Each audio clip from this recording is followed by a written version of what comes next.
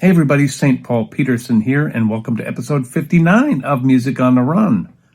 Fellow bassist, fellow Prince alumni, Andrew Gouche is my next guest on Music on the Run. Enjoy. Before we get started here, do me a favor. Wherever you got this podcast, make sure you subscribe, give us a rating, and if you have time and like what you're hearing, make sure you write a review. It really helps us get the word out so we can have a lot more people coming to the party. Hey everybody, I'm St. Paul Peterson. Prince gave me that nickname, and I've been lucky enough to tour with people like the Steve Miller Band, Kenny Loggins, Peter Frampton, Donny Osmond, to name a few. And when I'm not playing music, I love to run. And this is a podcast about how we stay healthy on the road, physically, mentally, and with our families. Welcome to Music on the Run.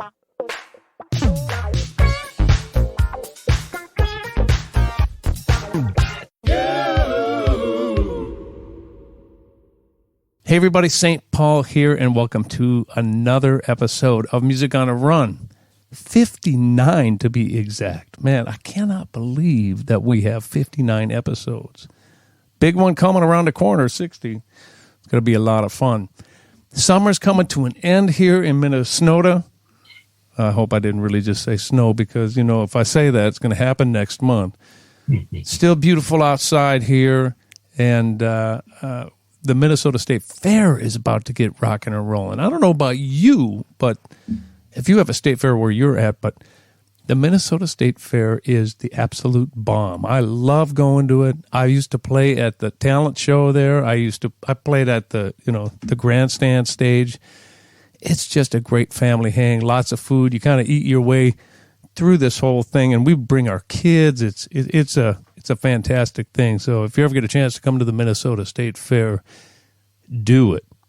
Well, without further ado, I want to introduce you to my next guest. He's a fellow bass player, producer, a composer, and we actually just did a Funk Friday with another bass brother by the name of Will Lee. Yep. He's played with James Cleveland. Now, take notes now. Andre Crouch, BB and CeCe Winans, the Hawkins family, Shaka, and Prince, to name just a very few.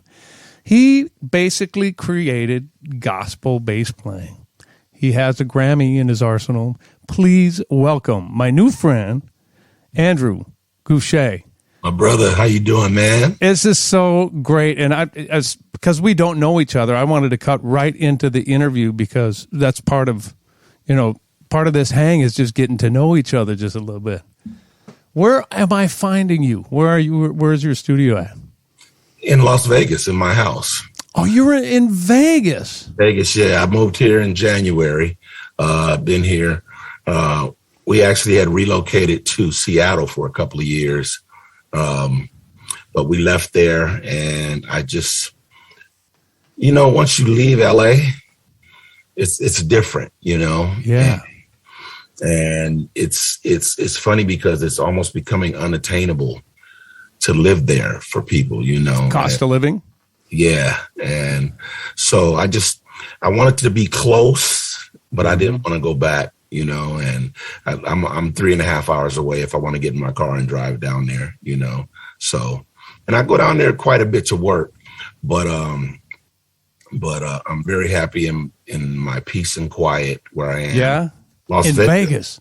But, people talking about associate Vegas with the Strip, There's a wealth of talent and really amazing community here of creatives that I was actually shocked to find, because everybody knows the stereotypes of Vegas, Elvis impersonators and whatnot.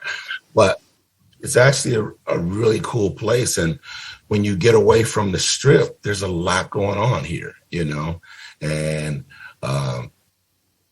I like it because it's quiet. Everybody talks about the heat, but everybody has air conditioning. So that's true. Just go in the house and turn your air on, and that's what you do. So I've been here going on actually 8 months now, and I actually love it being here. Wow. Yeah. You grew up in LA though, so you lived there your whole life, or did you ever move away from there? Well, no, I didn't move until 19. I moved to Seattle in 19, and right before the big shutdown, and so I spent the pandemic in Seattle. Oh, Seattle was beautiful, but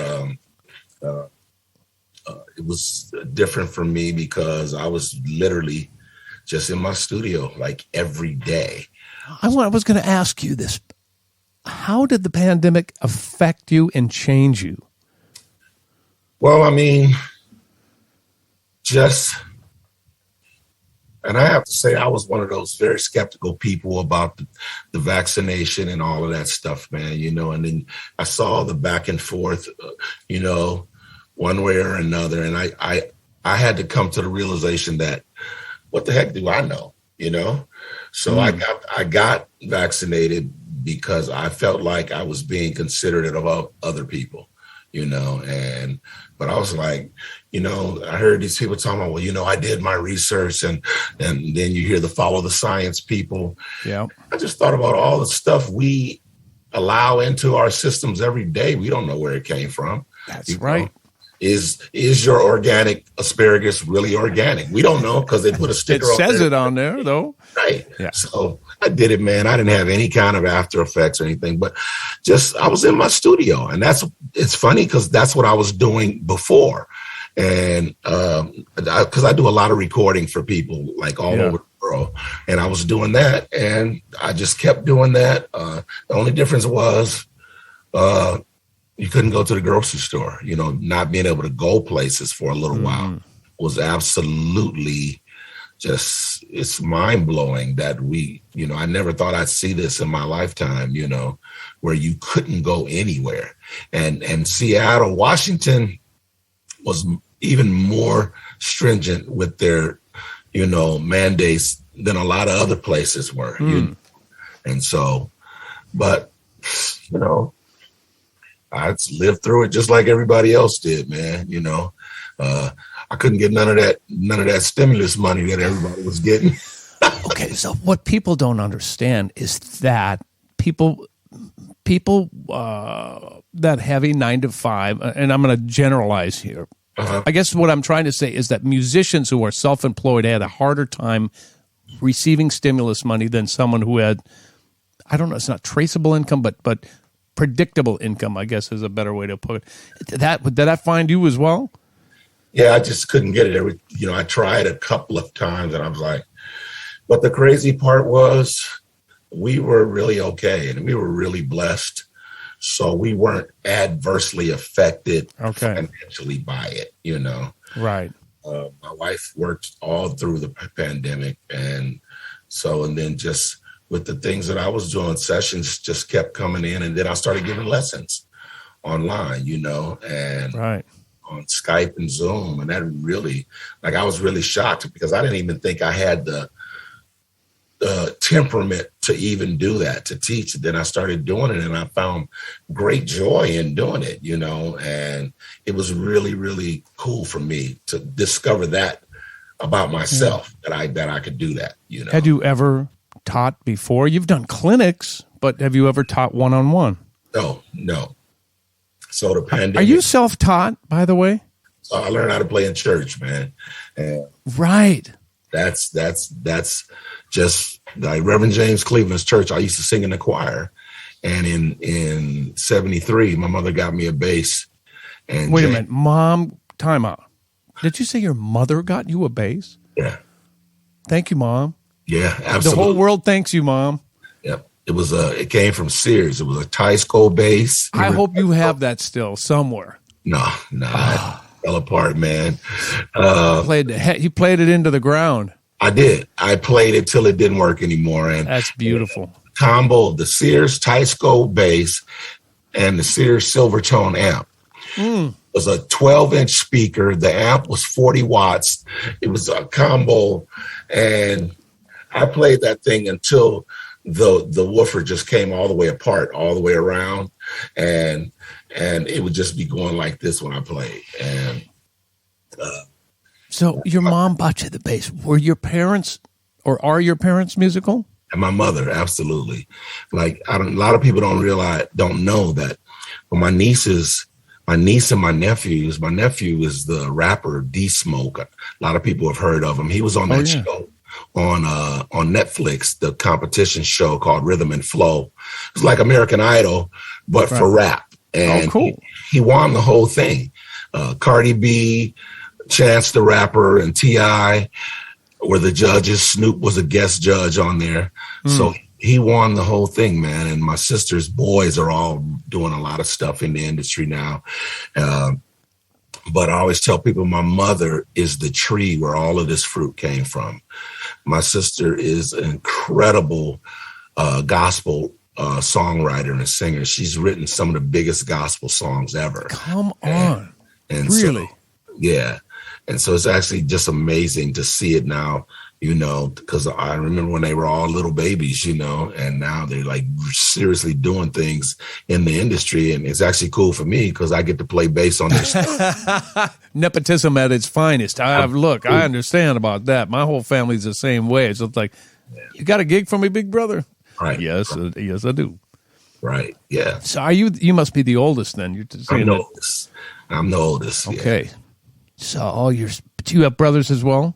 I have 2 brothers and 1 sister. Okay, so there's 1 sister's in the industry then? Yeah, yeah. That's and my other brother is 2 years younger than me. He's also an incredible songwriter, but he went the 9-to-5 route. Got it. He wanted security, so he was like, "Yeah, I'll just go get me a job." I understand. I ain't mad at him. Songwriter though. So we were talking about the fact that your mother gave you a bass. Mm-hmm. You're self-taught. How do you self-teach yourself bass? I mean, how does that work? Well, for me, it's especially how I came up. There were, people would say, "Well, who were you influenced by?" There were no gospel bass players. What were they? Were they using the bass pedals on the organ? Yeah, I got it. Like the name of the first album, actually, is my only record. I'm working on the second one. Is the name of it is "We Don't Need No Bass." I've listened to it for the last 5 days, man. I love it. And that title comes from actual experiences that I had trying to go to churches to play, and they wouldn't let me play. They'd be like, "We don't need the bass. The organ player can play bass on the pedals." And that's where that came from. And I'm just glad I've lived long enough to see gospel evolve the way it has into it. Literally influences all kind of music. Sure did. Most of the cats it has and still does. Huh? Yeah. Still does, like crazy. Yeah. The cats that we see that are doing all the top gigs in the industry, they're all church boys. They're all yes, they are. They sure are. And so it just makes me very happy to see that, because I remember when it wasn't accepted like it is now, And then I'm glad I still get a chance to play every now and then too, Well, I would hope so. When I did my research on you, and you were speaking about learning the bass, they finally let you play the bass, and you took over for the organ player didn't have to play pedals anymore. You were the one who was. I'm sorry. They started seeing how it added to the overall experience, and my people especially can be steeped in traditions, and it's hard to break those traditions, So it's like chipping away until those walls started coming down, and there was a time when girl couldn't go into church if her head wasn't covered, and all those kind of things. Customs, traditions, cultural. Yeah. Man. So I just kept doing what I do. And it was really weird because, like I said, people asked me who my influences were. My influences were singers. And I think that's why I play the way I play. Like I don't know the standard modes and I don't know all this stuff, man, right. And but yet you do know. Yeah. Your ears are so big that you know all that stuff. I just don't know what it's called. Well, that's fine. Who cares? As long as you can play it from your heart, man. And that's one of the things I don't mean to interrupt you, but what I notice about your playing for me is it's all about your heart. I totally feel that in your playing. Is that something that you are conscious about? Is that something where you draw on that just to be free? Or tell me about your approach. I think that's just how I've always been. And I never consciously did anything thinking, okay, if I do this, then people will like me. You know? I have. I never did that. And God bless you, man. What I felt, and people started gravitating to what I do, you know. But on the flip side of that, there are people that absolutely hate the way I play, you know. Like, I realized many, many years ago that certain gigs I was never going to get, you know. Only because people's perception.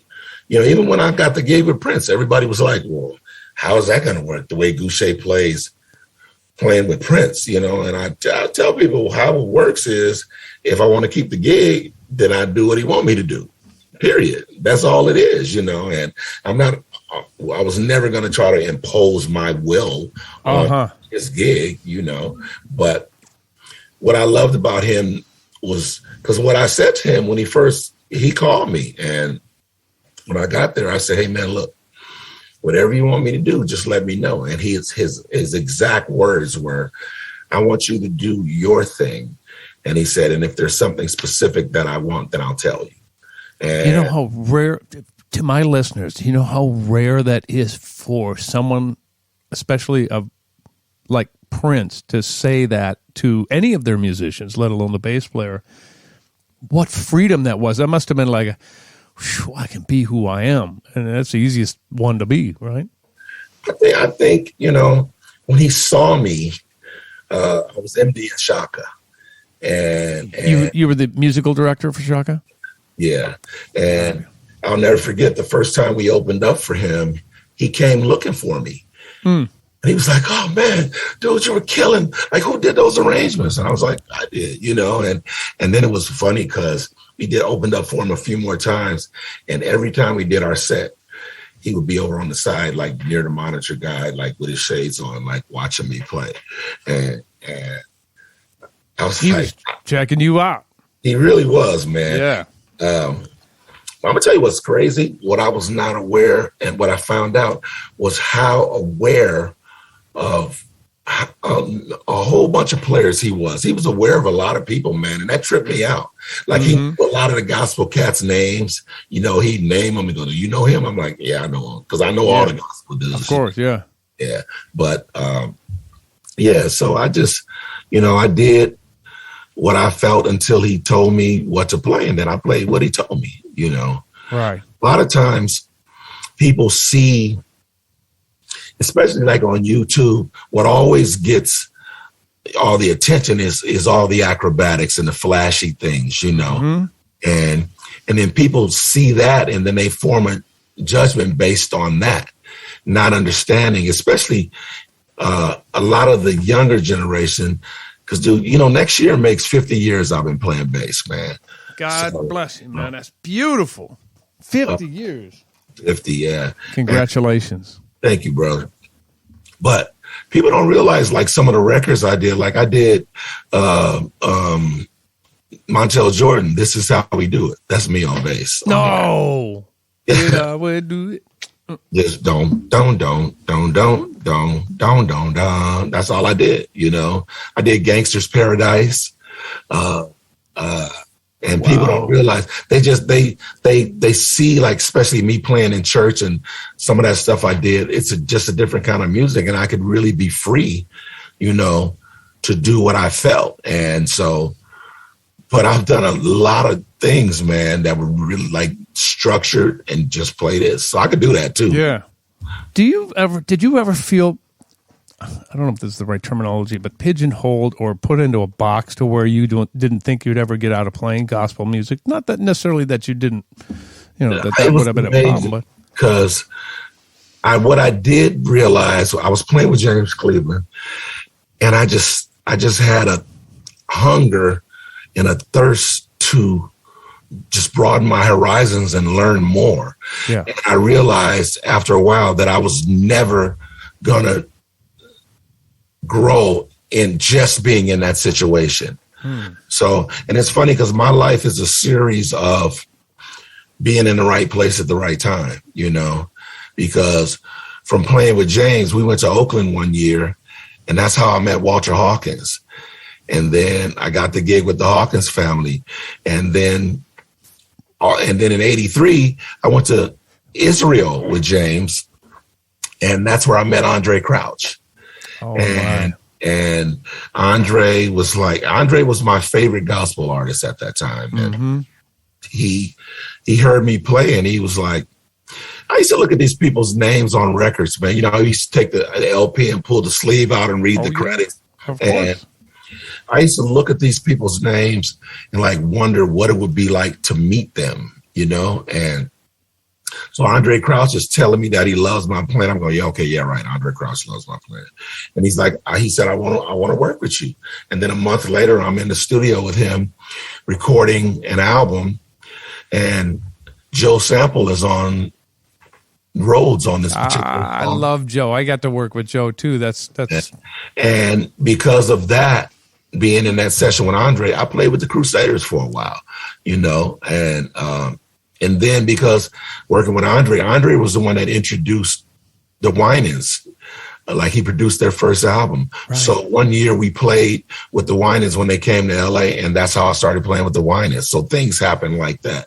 And it just, but there's got to be a secret sauce. There's got to be some. What do you think is that secret sauce for you? I mean, obviously, for me, it's your playing, but it's got to be so much more than that. What do you think it is? I think, you know, for me, my playing is what got the initial attention, but I think it was just also my ability to adapt and to whatever I was playing, you know, because I started playing different things, but I was still able to function in those different environments. And I can't explain it, you know. It was just all the situations I went in, it like worked, you know. Yeah. And I always feel very blessed and grateful, because I didn't have to move to LA to get into the industry. I was born there. You were there, yeah. Yeah, you know, in all these situations. It wasn't until I moved to Seattle that I was ever put in a situation where I'm going, okay, I got to check out the scene here. Yeah, I suppose. You know, you were the new guy. Yeah. What a blessing for me is they all knew who I was when I came, but that's a two-edged sword, because I saw on this one musician's website, Facebook page, they're like, Andrew Gouche relocated to Seattle, and then these guys are on there saying, oh, wow, you better hide your gigs. I was going to come and try to steal everybody's gig, which I wasn't, you know. Oh, man. Well, people are funny, man. People are funny. So I just been, man, it's funny. I'm a man of faith, and I've always trusted God, and he's always taking care of me, man. And even being here, people were like, when I came to Vegas, they're like, oh, you got a residency? Is that what you're doing? I was like, no, I bought a residence. I got a house here. That's about it. But I haven't really been. I play at church, which is always going to be my first love. And then just other stuff I've been doing, man. But like, as far as gigging in Vegas, no, I haven't been gigging here at all. Really? Except playing at church, yeah. Got it. Yeah. Speaking of being a man of faith, as I am as well, talk to me about manpower and what effect that had on your life. We're going to take a little break from the interview right now because I want to tell you about a couple of really cool things. First of all, we're having so much fun with our weekly 1-minute funk jams called Funk Friday. We've had so many world-class musicians on Funk Friday, including members of the Steve Miller Band, Fleetwood Mac, Gerald Hall and John Oates, Earth, Wind & Fire, just to name a few. You can check that out on all of our social media, but you can also see it on our YouTube channel. I also want to take this opportunity to thank all of our members who have supported us on Patreon. Don't know what Patreon is? Go to www.patreon.com/Music on the Run podcast, and there you'll get all sorts of information on how you can financially help us produce this podcast. There are all kinds of incentives listed there on the website, and there are many different levels on how you can become involved. We could not put on this podcast without our patrons. All right, let's get back to the interview. Speaking of being a man of faith, as I am as well, talk to me about manpower and what effect that had on your life. It's funny because one thing that I had to realize is that as long as we're on earth, we're dealing with man, and man is subject to fail. And I was in a lot of situations, and I won't name names, where I got deeply disappointed by what I saw. A lot of these people were singing one thing and doing another thing. Right. And so I had never really felt the presence of God until I went to Manpower. And what is Manpower for those of us who don't know? Manpower is a conference put on by T.D. Jakes. And I went, it was 98 when I went to it. And my whole life changed when I went to that thing. And it's crazy. I'm not trying to be all deep and, ramming anything down anybody's throat. But for me. No, but this is your story, and I want to know. It was like everything that was said, and there were 5,000 people in this room. I felt like every word was directed right to me. And I felt like nobody else was in there except me. And he was talking to me. And I had gotten to a place in my life where I was really, because what doing what we do, what we're exposed to, what's available. And, I took full advantage of it, but then I got to a point where I said, you know what, I'm tired of living my life like this, and that's why I went there, because I had heard about it. And then that was the first time I ever felt the presence of God, and it knocked me down on my knees, on my face, on the floor. And it was, I can't even explain the feeling, but I was never the same after that. I knew certain things that I was doing I couldn't do anymore. And that's where I am. Even now, it's like, there's nothing new under the sun, and I just want to be, I really want to live my life the right way, and I don't want to look back with any kind of regret. And so I just want to be the best person I can be, live my life with integrity and literally with holiness, that's where I am. So, that's why I think one of my focus, even in my playing, I get such a joy because I recognize that I have a gift, and I recognize where it came from.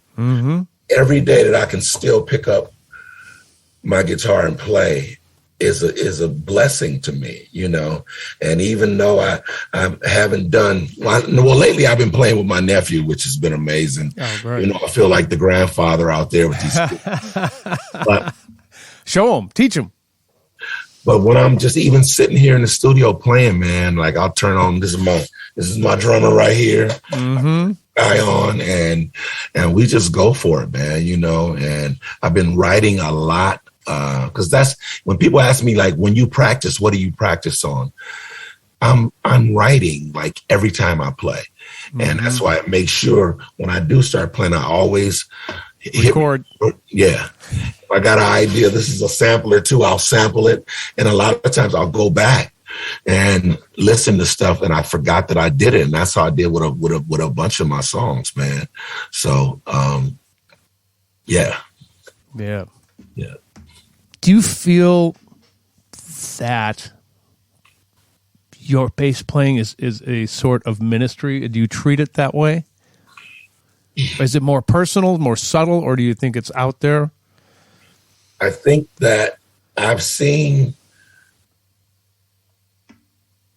tangible evidence of my playing blessing people, you know? And one of the times I really kind of understood how music can do that is when I was going to Japan. You've been to Japan, right? Oh, yeah.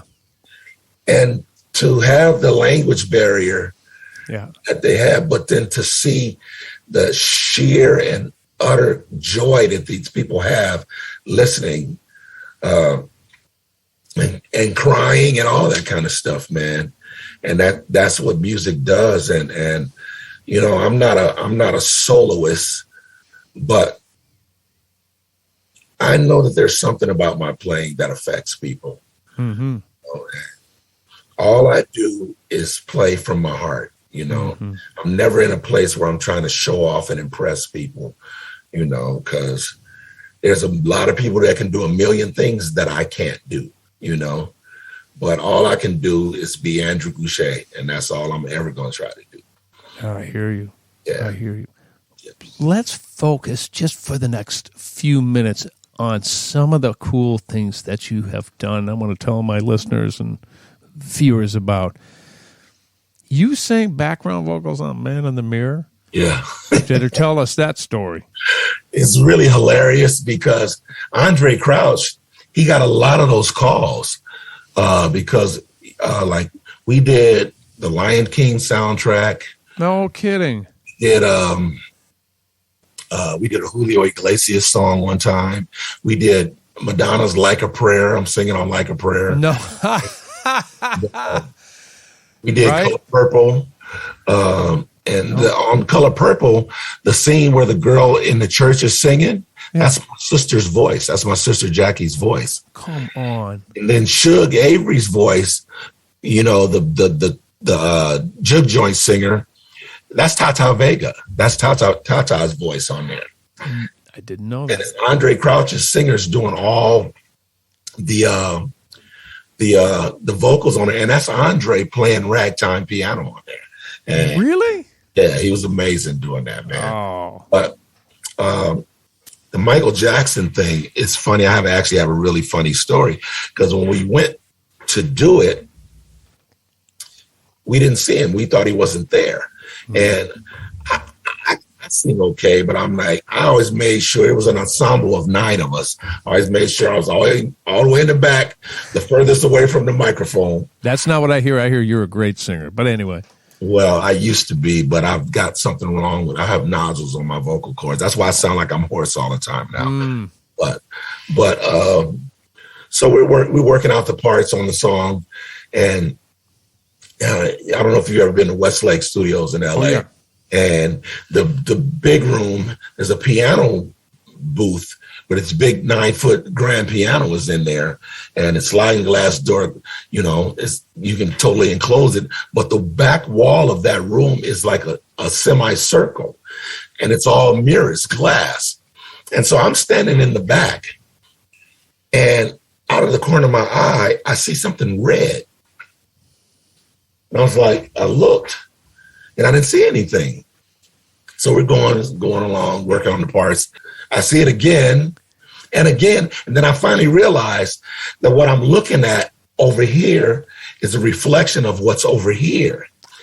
And I turn around and I look down, and Michael Jackson and this little girl are under the piano, like hiding, like they were hiding to see like how long they could be there before they were discovered. Right. And we had been there at least an hour, and nobody saw him. And when I saw him, it shocked me because I'd never seen him in person. Right. And I did this, and they were just looking up at me like this. And so I turned around and just kept singing. And then he and the little girl got up like little kids, man. It was a trip. He's holding the little girl's hand, and they come running out like little kids, almost frolicking, right? Yeah. And he came and stood right in front of us, and he just looked at us, and then they ran out of the room like little kids. And then they went up to there's a room that overlooks the studio. They were up there in the window looking at us. And then Michael came down. Quincy was in the control room. He started whispering in Quincy's ear, and Quincy was like, hey, you guys, Michael wants you to try this, and we started trying different stuff that he wanted. And it was just weird, man. It was crazy. Wow. That's why even when all that stuff, was going on with him, I never believed it because what I saw was he was like a little kid, and, most people can't relate to somebody like that who his whole life, he could never go out in public. Right. So he didn't go through the natural things that to help you grow and mature. So he was like a little kid. He'd been in his own world, in a shell his whole life. So, that's my Michael Jackson story. Jeez. Yeah. Okay, so couple of more names. Shaka. Tell me about the good stuff as being the MD. Well, for me, it was nothing but good stuff. And it was amazing because Shaka, I met her. I don't know if you ever heard of Karen Briggs, incredible violinist. If you ever saw that concert of Yanni at the Acropolis and the girl with the red dress on with the dress playing violin, that's Karen Briggs. Okay. And we used to play together in LA a lot. There was a little place called Lava Lee. Oh, I know it. We used to play, and Shaka came one time and to Lava Lee when we were playing. This was about 2003, I think, 2003 or 4.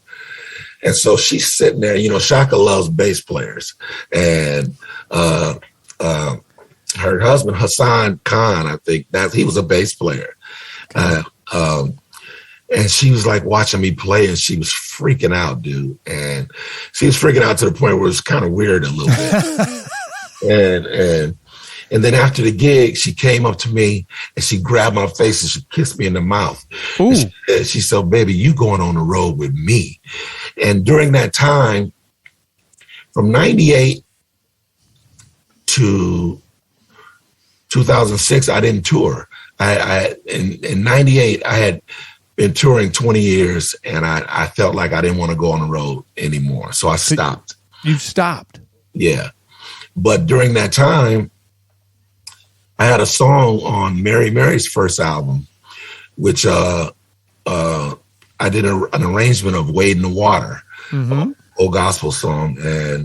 But it was on the record that had that song, Take the Shackles Off My Feet So I Can Dance. That record sold 4 million copies. And I was the only one on the record that had 100% writers and publishing on the song. So that's when I learned that there's a whole other kind of money that you ain't gonna never get just being a musician. Mailbox money. Yeah. So I was actually really, really cool for a long time. Right. People were like, well, who you playing with now? I'm like, I'm not playing with anybody. And then they're like, okay, what is this guy doing? Because they see what I'm driving, and some people knew where I lived. They was like, okay, this guy got something else going on. Right. But when I met Shaka, she came, she kissed me and like, you going on the road with me? And I said, you know what? I don't really travel, but I'm very, very flattered. And thank you, And then in 2006, I got a call from her manager, and she said, Shaka's been looking for you. She wants you to be her musical director, which was weird because I had no experience with her. She didn't know anything about me being a musical director. Right. And then she said some words to me that nobody ever said before. She said, how much do you want? Usually they call you for a gig and tell you what it pays. $5. Right. And so I said, when she said that to me, I said, well, you put me on the spot. She's like, I'm trying to put you on the spot. And so I said, I said the highest number I thought I could get away with that they would say yes to. And I said it, and she was like, okay. And I was like, crap. She said, yeah, too fast. I should have said more. Yes, you should have. Lesson learned right there. Yeah, but it was great, man.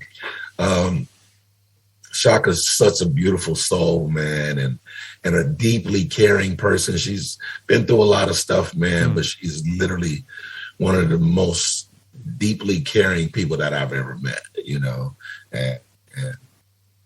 So I had the honor of being with her for almost 6 years. Wow. And, wow. It was just cool, you know, and it's funny, like artists like that, you know, they have to sing the same songs for 50, 60 years. So a lot of times what keeps it fresh for them is to change personnel. Right. So we got informed that we were being let go in 2011. And I just told her, I said, you know, I want to thank you for the opportunity to work with you. Said, I love you and I wish you the best. And I've seen her a couple of times since, but it was weird because literally a week after that happened, Cassandra O'Neill, Prince's keyboard player, called and said, Prince wants to know if he can have your number. He wants to call you. Wow. And then he called me the next day. So, you know, I guess, you know, things happen for a reason. They sure do. Yeah. Wow. Yeah. And your time with Prince? Talk a little bit about that. You had a good time. For me, it was a great experience because it put me in the kind of environment that I had never been in. I'd never been in any environment where there was structure. Like it was like, this is what you have to do. And so I had to learn how to do that, you know. Mm-hmm. I'll never forget, we were playing Cool. And this is when I found out that he absolutely hates ghost notes. And so, you know, your natural feels, I'm like, ding, ding, ding, ding, ding. Yep. I'm doing that bouncy thing. And he was like, stop. So he wanted me to just go boom, boom, boom, boom, boom, boom. Yep. And that was it. And that was the hardest thing for me to do. And I literally, because, you know, he'll play a groove for like a half hour. Oh, at least. And I'm sitting there playing that, and I literally looked down at my neck and it looked like my notes started moving. You were hypnotized. I really was, man. Yeah. But I learned how to, I learned that I could just do one thing, period, you know, and also I learned how to use distortion because I'd never used distortion. Yeah. But just to be able to be in his presence when he's in his creative process was pretty amazing because he'd hear things and you don't necessarily hear it. Like he said, you do this. Okay, you do this. But then you hear it all together and it's like, oh, okay. So he was great, man. He was dope. And just, you know, you work with him, you know, it's like Prince was perfection or nothing. There was no alternative. I remember we did the Montreux Jazz Festival, and I missed a cue on musicology, and it was supposed to be a 4-bar drum break, and I didn't come in for 8 bars. And Prince goes on the drum break when I'm getting ready to play. He's like, ladies and gentlemen, on bass, Andrew Gouche, and he's 4 bars late. Well, usually he'd fine you at that point too. $5, $20. Man, and it was so funny because you can see it on the video. And it hurt my feelings that I had missed a cue. Yeah, you know, because you just didn't want to mess up at all, and it's all over my face because I was supposed to start playing. I was like, and I go like this. Oh man, I'm so glad that I messed up on the gig. but it's so there glad for all the world to see, which is funny but not funny, you know. I'm glad we share that in common, man. What a genius he was, and you're right. He taught me something coming up when I was just a kid, and my listeners know my story, but I come from a bebop family, and it's all about how can you improvise a situation, and how can you come up with cool different changes and different arrangements. And then he said, "Oh no, you're going to play this," because I was in the time, so I was playing keyboards in the time, so I was playing the bass line with my left hand. There was no ghost notes. You did that. You had a job to do. And he really taught me about parts playing, and how that works and how all the pieces of the puzzle fit together. And that's so cool that you got that same lesson as well from him. Yeah. And it's very gratifying when you listen back to it. And Isn't it though? Yeah, and it's like, that's great. And it's so clean and precise. And then you're like glad you were a part of it, you know? Right. It sounds like a record. Yeah, exactly. It does. Exactly, yeah. As you approach 50 years, what's the most important thing to you at this point in your career? I don't want to leave anything undone. I have a lot of songs that I've written. It's funny because for a lot of musicians, it's hard to reconcile yourself with the fact that one day you aren't going to get the calls you used to get. It doesn't matter that you can still play. Mm-hmm. This thing is seasonal like everything else is. Kobe retired. Jordan retired. They were great, but their season passed. And so that's the hard thing for a lot of creatives, I think, to deal with. Like one day you ain't the man no more, and you see all the little young bad dudes coming up. I'm inspired by them. But then I even when I think about, I try to picture myself on stage with some of these artists and it would look ridiculous. Yeah, I hear you. It would look ridiculous. So, what's Beyonce going to be like? Ladies and gentlemen, on bass, my dad. You know what I'm saying? It's true. It's hard to look at yourself like that because I'm sure, I don't know about you, but I still feel like I felt when I was a kid, a little bit different. But I mean, the energy is the same. I'm playing better than I've ever played in my life. But you're right. I would look absolutely ridiculous out with those young guys. I feel that too. I feel like I'm the best I've ever been on my instrument.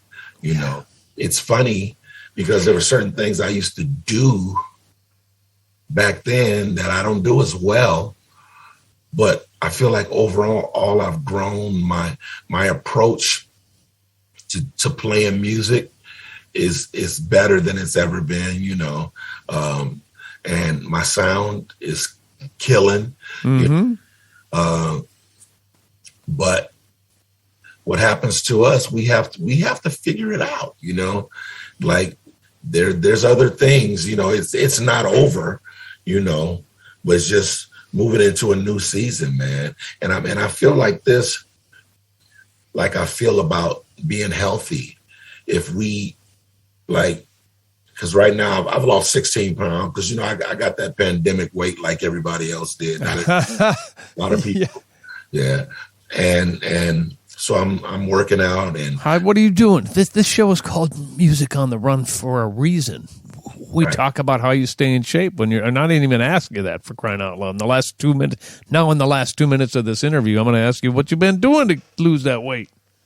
Well, I mean, just change my diet, man, because I'm the kind of person, if I smell a donut, that's 5 pounds. I got probably the slowest metabolism on earth. So I gain weight really easy. But what I found out, I'm 63 years old, bro. And so, but I don't feel like a 63-year-old man. I don't think I look like one. You sure don't. And, but just like, working out, even like what we do, this is working out too. And you have to work out to stay in shape. And that's what I'm doing. I went through divorce. So that knocked me down for a minute,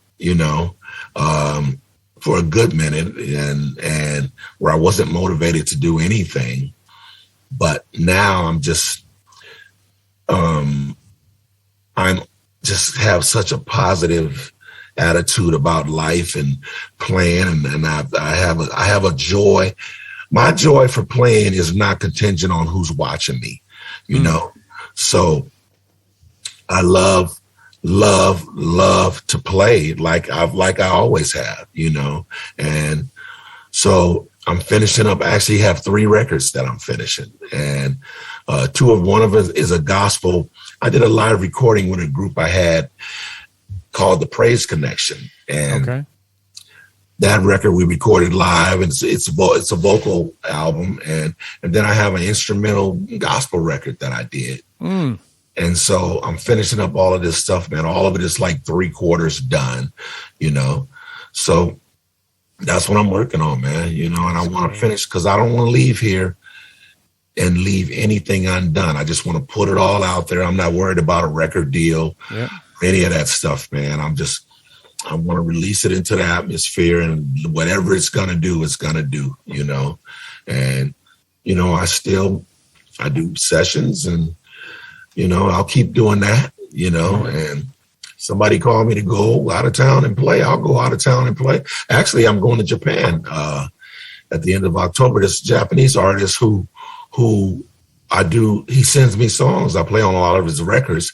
and he asked me to come to Japan. So I'm going to go to Japan for 2 weeks to do some shows. I miss it there. I love it over there. Yeah, I absolutely love Japan, man. So, and that's what it is. I just want to make sure, because you actually get to that point where you're like, okay, I have far fewer days in front of me than I have behind me. So I want to make sure that I utilize all the time that I have, and be productive every day. And that's what I'm trying to do. There you go. Yeah. From me, I want to say thank you, man. First of all, for coming onto the show and for being so cool. I had a hiccup in my schedule yesterday. You were nice enough to accommodate that. I appreciate that.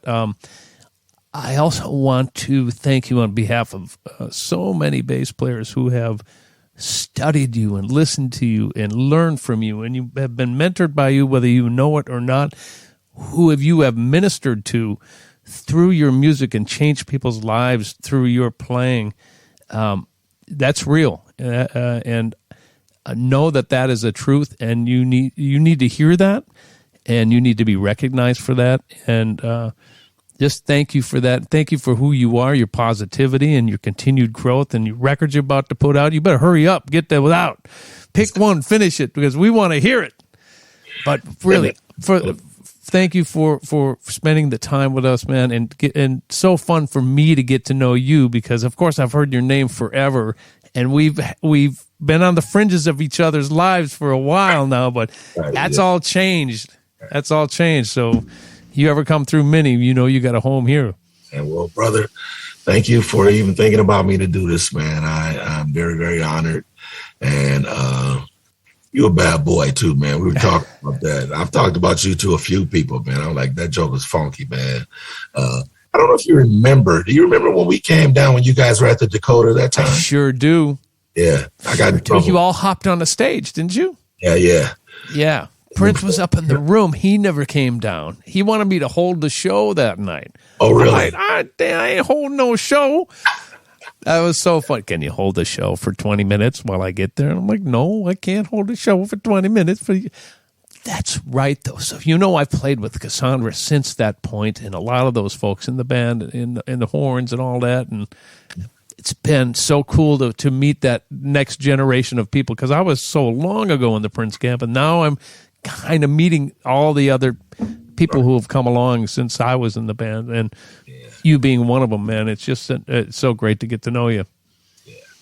Well, thank you, my brother. I appreciate it. How do we find you, man? Are you're on Instagram and all that? Just Andrew Gouche. I don't have any fancy name.